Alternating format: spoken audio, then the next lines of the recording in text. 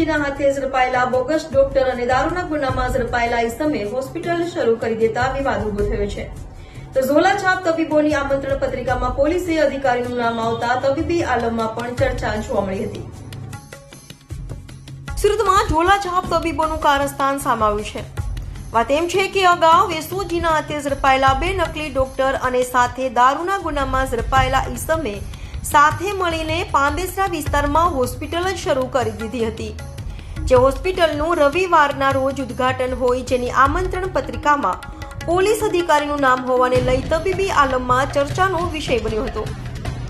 એસઓજીએ ઝડપેલા બબલુ શુક્લા અને રાજારામ દુબે તથા દારૂની હેરાફેરીમાં ઝડપાયેલા ડોક્ટર જીપી મિશ્રાએ સાથે મળી હોસ્પિટલ શરૂ કરી હતી. જેને લઈ હાલ તો આખા વિસ્તારમાં અને સાથે સાથે તબીબોમાં પણ ચર્ચાનો વિષય બન્યો છે.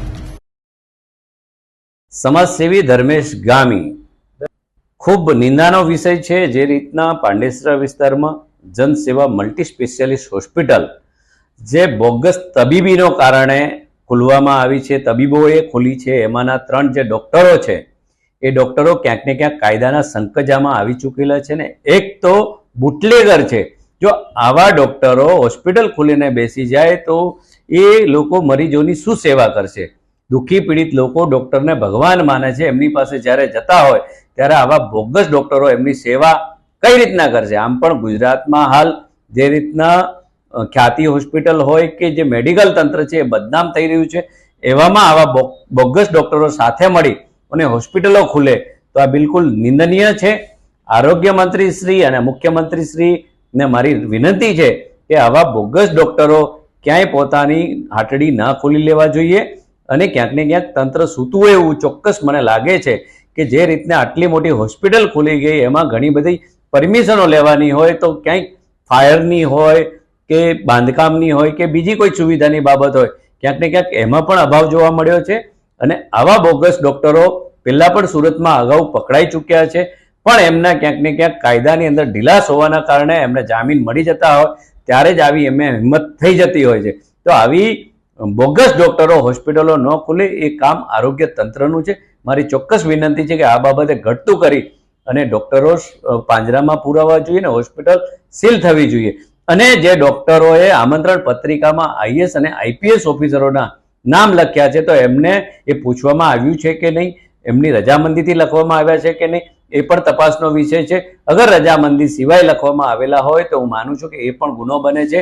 અને એ માત્ર પોતાની હવા બનાવવા પૂરતું આવા મોટા અધિકારીઓના નામ નાખતા હોય તો આ બિલકુલ લોકોને બેવકૂફ બનાવવાનું કાર્ય કરે છે એવું ચોક્કસ મારું માનવું છે. पैसा मांगने आया था 25,000. मेरे लड़के के पास मेरा मेडिकल स्टोर है, उसका रजिस्ट्रेशन है. आई एम रजिस्टर्ड प्रैक्टिशनर और लाइसेंस गवर्नमेंट ऑफ गुजरात ने हमको दिया है, उसका रजिस्ट्रेशन है.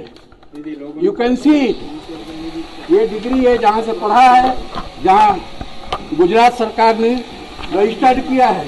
आपके 3 जो डॉक्टर 1 मिनट बैठता हूँ. आप लोग जो पूछ रहे हैं वो जवाब दीजिए. आपका क्या है वो नहीं पता. बबलू शुक्ला, राजाराम दुबे और डॉक्टर मिश्रा ये कौन है? They are working as a RMO under the direct supervision of MD doctors. नहीं, 3 लोग कौन है? मैंने नाम बताया वो. बबलू शुक्ला, जीपी मिश्रा और राज दुबे, ये तीनों डॉक्टर हैं. ये होम्योपैथिक आयुर्वेदिक के डॉक्टर हैं. ये होम्योपैथिक डॉक्टर, ये डॉक्टर ये जो है हमारी एमडी डॉक्टर हैं. Doctor Meena, Sajjan Kumar Meena MD doctor है. ये तो तीनों यहाँ पे बोल रहे इन्वेस्टमेंट किया है हम लोग. कहाँ पे? इन्वेस्टर मैं हूँ, वो लोग बोल रहे हैं इन्वेस्टर मैं हूँ, मालिक मैं हूँ. 3 डॉक्टर ऐसा बोल रहे हैं कि हम वो मेरे यहाँ they are working under me. दूसरे डॉक्टर हैं यहाँ कौन कौन सर्विस करता है और क्या सामान देते हैं?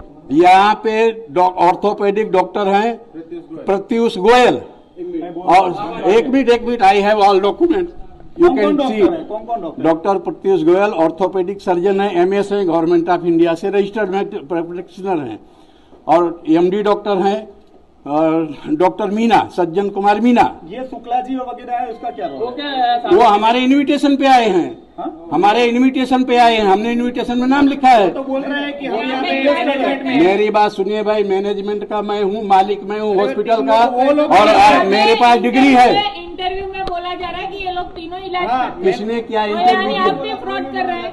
मेरे पास जितने हैं डॉक्टर, वो केवल और केवल मेरे ये तीनों- निमंत्रण पे आए ये हैं। तीनों- मैंने निमंत्रण दिया है, ये तीन- वो आए हैं, मेरे पास डिग्री है। ये 3 डॉक्टर ऐसा बोल रहे हैं, हम मैनेजमेंट में यहाँ पे सब देख रहे हैं। मैनेजमेंट में भाई मेरी बात सुनो, आपने तो बोला मेरी कि बात RMO सुनो, है। मेरे पास यहाँ पे वो केवल निमंत्रण में आए हुए हैं। अभी आपने तो बोला, बराबर, और आप हमारी डिग्री चेक कर सकते हो। आपने तो अभी बोला आप हमारी डिग्री